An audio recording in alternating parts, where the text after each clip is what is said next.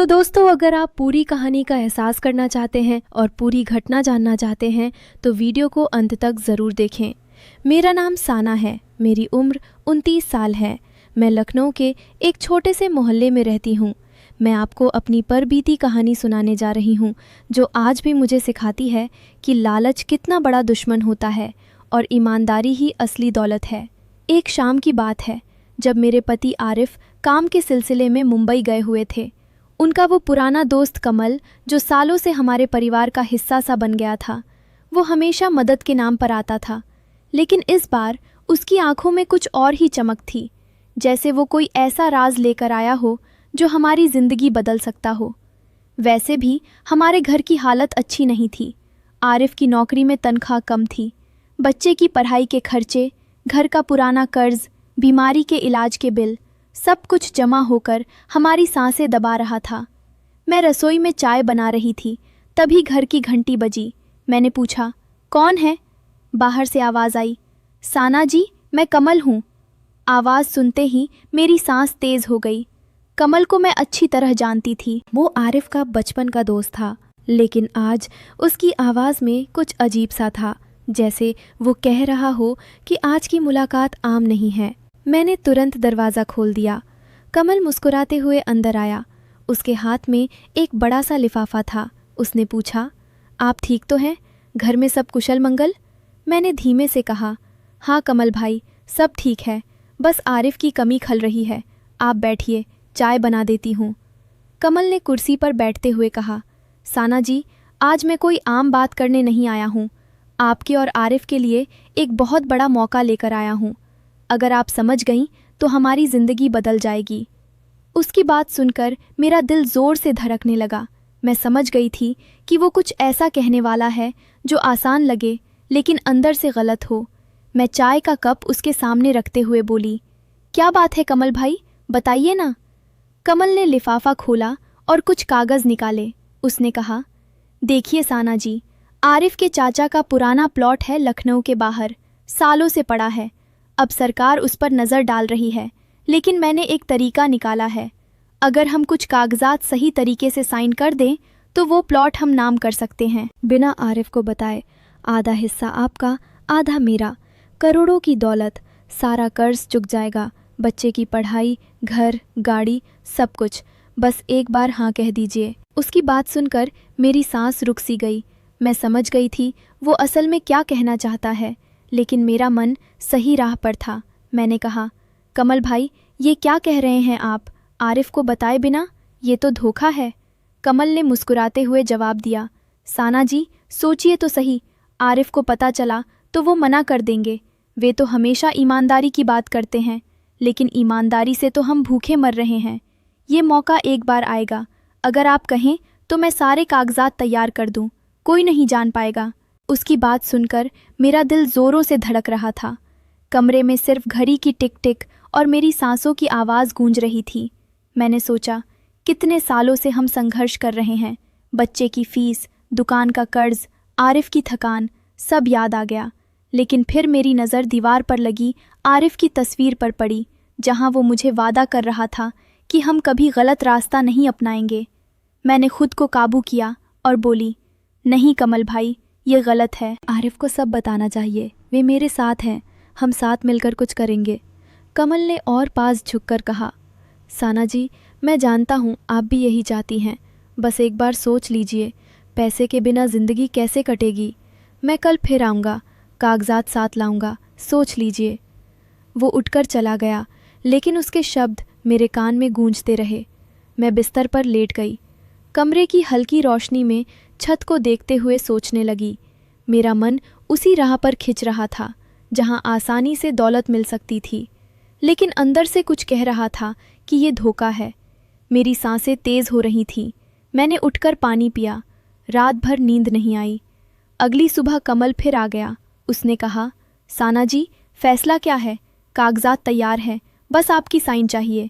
आरिफ को कुछ पता नहीं चलेगा। मैंने उसके हाथ में कागजात देखे। मेरी उंगलियां कांप रही थीं। मैंने कहा, कमल भाई, कल रात मैंने बहुत सोचा। हमारा परिवार ईमानदारी पर टिका है। अगर आज हम ये गलत कदम उठाए तो कल बच्चे क्या सीखेंगे? आरिफ की मेहनत का क्या मूल्य रहेगा? कमल ने हंसते हुए जवाब दिया, साना जी, अब समझ गया, लेकिन एक बार और सोच लो, ये प्लॉट बेचकर हम लाखों कमा सकते हैं, तुम्हारी जिंदगी आसान हो जाएगी। उसकी बात सुनकर मेरी सांस फिर से तेज हो गई। कमरे में सन्नाटा छा गया था। मैंने सोचा, कितनी बार मैंने आरिफ से कहा था कि हम सब्र करेंगे। अब ये मौका सामने था, लेकिन मैंने खुद को याद दिलाया कि लालच ने कितने परिवारों को बर्बाद किया है। मैंने कमल की ओर देखा और बोली, नहीं कमल भाई, मैं नहीं कर सकती, आप ये कागजात ले जाइए, आरिफ को सब बता दूंगी। कमल का चेहरा बदल गया। उसने कहा, सोच लो साना, ये आखिरी मौका है। लेकिन मैं दृढ़ थी। मेरी आंखों में आंसू थे, पर मैंने रोका नहीं। कमल चला गया। मैंने तुरंत आरिफ को फ़ोन किया। फ़ोन पर सब कुछ बता दिया। आरिफ की आवाज़ में गर्व था। उन्होंने कहा, साना, तुमने सही किया, हम ईमानदारी से जिएंगे, मैं जल्दी आ रहा हूँ। उस शाम आरिफ लौट आए। हमने साथ बैठकर बात की।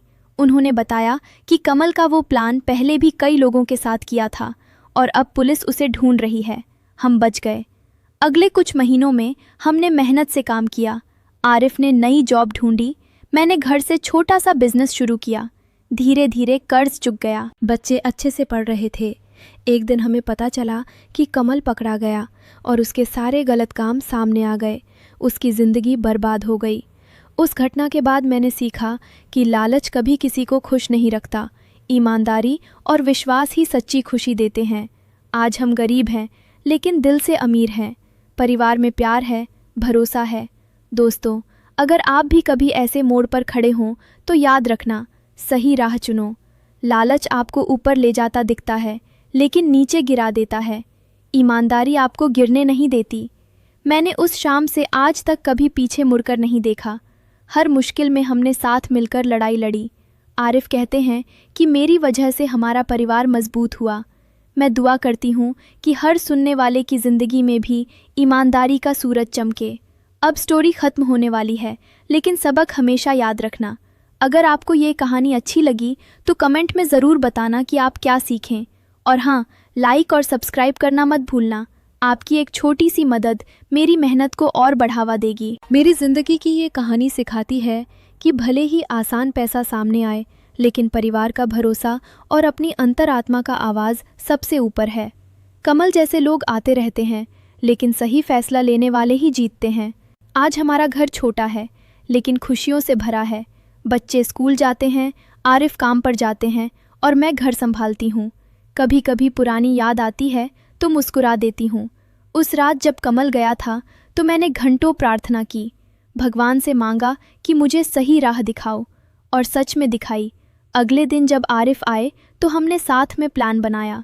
उन्होंने अपने ऑफिस में प्रमोशन के लिए मेहनत की, मैंने पड़ोस में ट्यूशन शुरू की। धीरे धीरे सब ठीक होता गया। कमल की गिरफ्तारी की खबर सुनकर हम चौंक गए, लेकिन अंदर से सुकून मिला कि हम बच गए। दोस्तों, जीवन में ऐसे कई मोड़ आते हैं जहां लालच आपको बुलाता है, लेकिन याद रखो, जो आसानी से मिलता है वो टिकता नहीं। मेहनत और ईमानदारी से जो मिलता है वो सदाबहार होता है। मैं आज भी उस शाम को याद करती हूँ जब मेरे दिल की धड़कनें मुझे बता रही थीं कि गलत मत करना, और मैंने सुना। अब आप सोच रहे होंगे कि इतनी लंबी कहानी क्यों?